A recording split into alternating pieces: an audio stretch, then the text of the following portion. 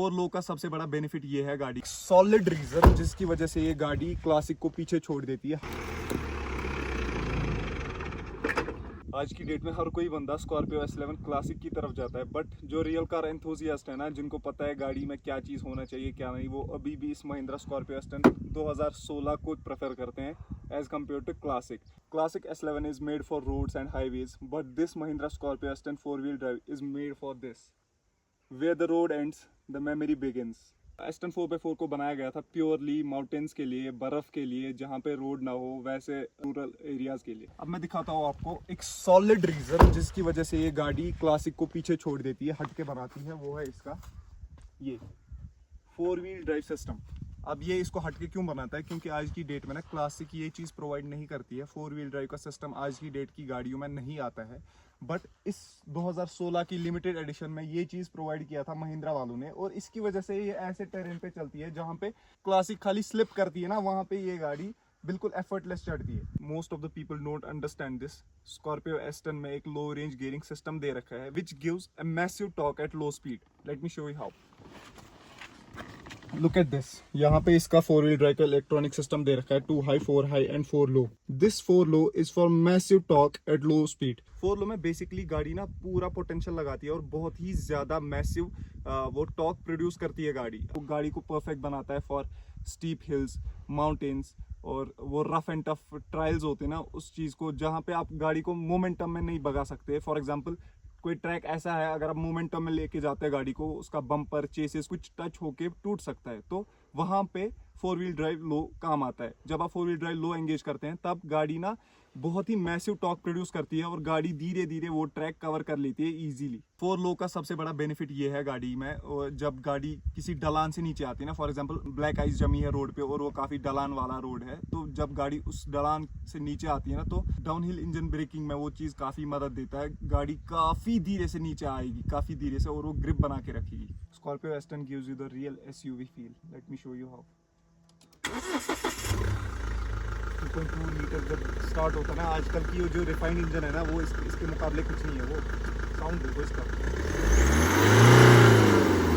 इसका heavy steering wheel, ये देखो प्रॉपर फीलिंग देता है, नहीं कुछ मैं चला रहा हूँ। वो आजकल की क्लासिक है ना भाई, बेकार है। उसमें दे रखा है कंफर्ट किसको चाहिए?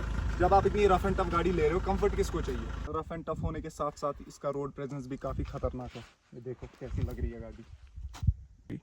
अब इस गाड़ी को जो अलग बनाता है वो है इसका 4-wheel drive, जो मैंने आपको बताया। और उससे क्या होता है, गाड़ी के चारों पहियों में इसकी जान जाती है जब इस गाड़ी को ज़रूरत पड़ती है। चाहे गाड़ी किसी कीचड़ में फंसे, बर्फ़ में फंसे, वहाँ पे आप 4-wheel drive एंगेज करते हैं और गाड़ी के चारों पहियों में जान चली जाती है, जो इस गाड़ी को काफ़ी डिफरेंट बनाता है बाकी गाड़ियों से। नो डाउट क्लासिक इससे ज़्यादा पावर प्रोड्यूस करती है। 320 Nm टॉर्क दे रखा है उसमें, और इसमें 280 Nm टॉर्क है। बट वो पावर किस काम की, जब आपको ट्रैक्शन नहीं मिल रहा है, जब आपकी गाड़ी कहीं पे ऐसे आर्टिकुलेशन ऐसी होती है गाड़ी की, वहाँ पे एक टायर आपका क्लासिक का स्पिन कर रहा है, वहाँ पे क्या फ़ायदा जब उतनी पावर का, जब वो पावर काम ही नहीं आ रहा है, जब ट्रैक्शन ही नहीं है, वो पावर किस काम की?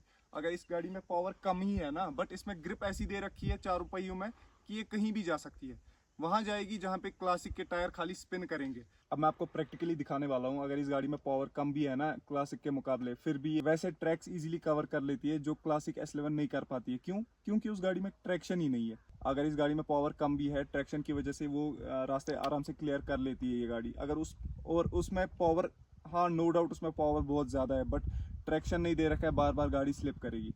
Let me show you practically.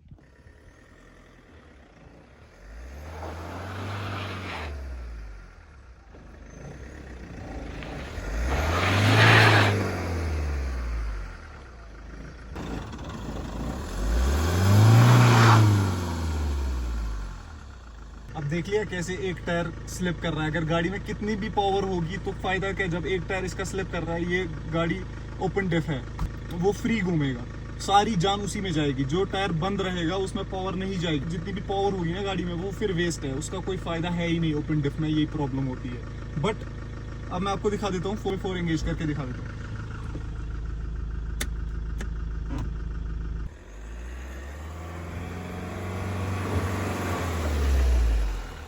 देख ही लिया होगा प्रैक्टिकली कितना, मतलब 4 लो में कितना पावर जनरेट करती है गाड़ी, और उस पावर जनरेट करने की वजह से गाड़ी कैपेबल भी हो जाती है। अब यहीं पे अगर क्लासिक S11 होती फिर मानो उसमें कितना भी टॉर्क है, कितना भी BHP है, जब टायर ही स्लिप कर रहे जाएगी किधर किधर गाड़ी, यहाँ पे आ ही नहीं सकती है।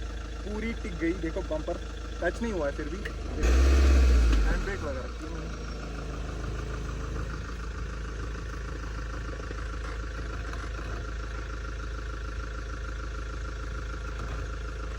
फोर लो का पावर दिखाता हूँ आपको, एक बार फोर लो एंगेज करते हैं और विदाउट एक्सेलरेटिंग मैं इस स्टीप रास्ते को इस पे चढ़ाऊंगा। देखो ये शायद कैमरा ये जज कर पा रहा होगा कितना स्टीप है ये, बट इसके लिए मैं एक बार बाहर ही रखूँ।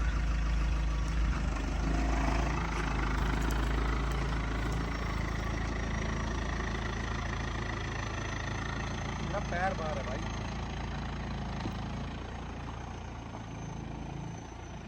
पैर मेरा दोनों बाहर है।